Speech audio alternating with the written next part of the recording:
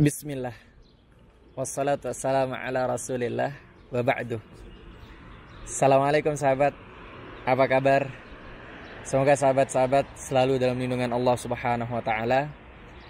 Sudah beberapa hari ini sahabat kita nggak ketemu dalam satu video yang menjadikan kita semakin dekat. Dan pagi ini sahabat jam 10.25 ya, jarak 1000 meter dari Masjidil Haram kurang lebih. Ada satu kisah menarik dari salah seorang sahabat yang tadi malam kurang lebih jam 11 malam saya umumkan di Instagram di bawah ini. Itu sahabat-sahabat yang punya cerita luar biasa selama sahabat-sahabat berada di tanah haram, baik itu kota Mekah atau kota Madinah. Yang mau cerita, sahabat bisa follow Instagram, kemudian sahabat bisa kirim di email ini. Nah, ini satu kisah menarik sekali sahabat. Dari judulnya saja kita akan ada bayangan mengenai luar biasanya ya, rasa hati kita ketika menyentuh Ka'bah. Judulnya Tangisan Ibuku Mengantarkanku Menyentuh Ka'bah dan Sholat di Hijr Ismail. Sahabat langsung ada bayangan nikmatnya sholat di Hijr Ismail itu seperti apa, walaupun masuknya berdesak-desakan. Kita baca sahabat cerita salah seorang sahabat kita yang tidak menyebutkan nama dan alamatnya di mana. Suatu ketika aku mendengar ibuku menyimpan kerinduan ingin kembali ke Baitullah. Lalu sekuat tenaga aku kumpulkan uang untuk mengumrahkan beliau. Masya Allah. Jadi beliau mendengar ibunya beliau atau ingin sekali berangkat umrah, sehingga beliau lebih giat lagi sahabat untuk mengumpulkan harta supaya bisa berangkat atau bisa memberangkatkan ibunya umrah.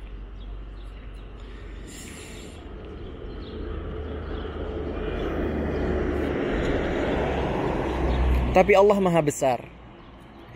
Allah malah mengundang aku dan ibuku untuk berangkat. Masya Allah.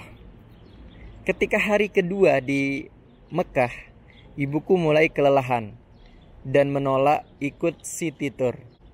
Ya sudah, kalau Uma nggak ikut, aku juga nggak ikut. Biar aku temani Uma di kamar. Jawaban Umanya luar biasa. Ndak, pergilah nak. Beliau mulai meneteskan air mata. Subhanallah. Uma kenapa menangis? Jawaban Uma beliau, gara-gara Uma kamu gak bisa ikutin semuanya. Ndak mak, melayani Uma di sini itulah syurgaku yang sesungguhnya. Ibuku pun makin menangis. Bahkan waktu saya pijitin di kamar pun masih menangis lama sampai akhirnya beliau tertidur lelap. Sesudah makan siang, akhirnya rombongan bersiap-siap untuk umroh kedua. Jadi untuk sahabat-sahabat yang pernah datang ke sini, yang biasanya kalau umroh kedua itu setelah city tour itu biasanya antara jam 2 atau jam setengah 3 siang setelah kita makan siang.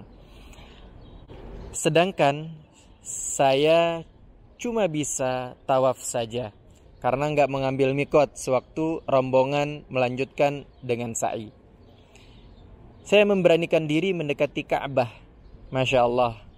Kurang dari 2 menit saya akhirnya berhasil menyentuh Ka'bah, kemudian bergeser mendekati pintu Ka'bah. Masya Allah.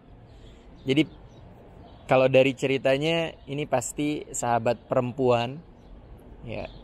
Karena biasanya kalau untuk sahabat-sahabat laki-laki untuk mendekati Ka'bah itu memang jauh lebih mudah dan lebih aman.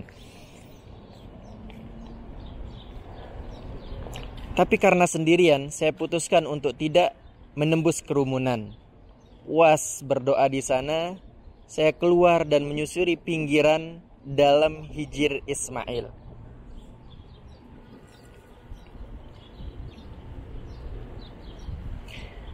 Dalam hati saya berucap, ya Allah, Beruntungnya orang-orang yang sholat di sana. Saya ambil beberapa foto, lalu tanpa saya sadari, saya sudah sampai di depan pintu masuk Hijr Ismail.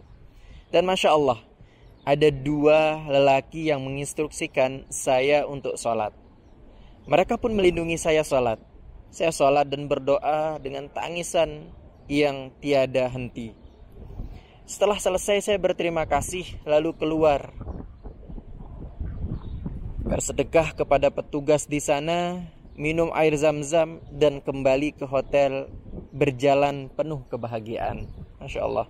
Sampainya di hotel, saya ceritakan semuanya kepada ibunda, dan beliau pun menangis-nangis. Semua kemudahan ini pasti karena ibuku. Allah memang mentakdirkan hari itu aku tidak bisa umroh yang kedua, tetapi Allah mentakdirkan yang lebih istimewa dari itu. Masya Allah, tabarakallah. Jadi sahabat, itu kisah pertama dari seorang sahabat yang tidak menyebutkan namanya. Dan sahabat-sahabat juga pasti bisa bayangkan bagaimana nikmatnya ketika kita sudah tawaf sunnah, kemudian kita bisa mendekati multazam, kita berdoa di sana, ya, kemudian kita mendekati ke posisi sebelah kanan sedikit, di mana tempat dulu baginda Rasul sallallahu alaihi wasallam diajarkan sholat oleh malaikat Jibril.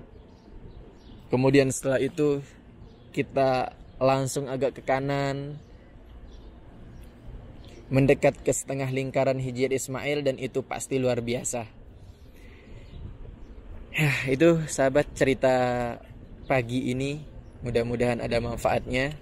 Mudah-mudahan sahabat-sahabat yang belum pernah datang ke Haramain ini, Allah mudahkan sahabat untuk datang ke Haramain ini.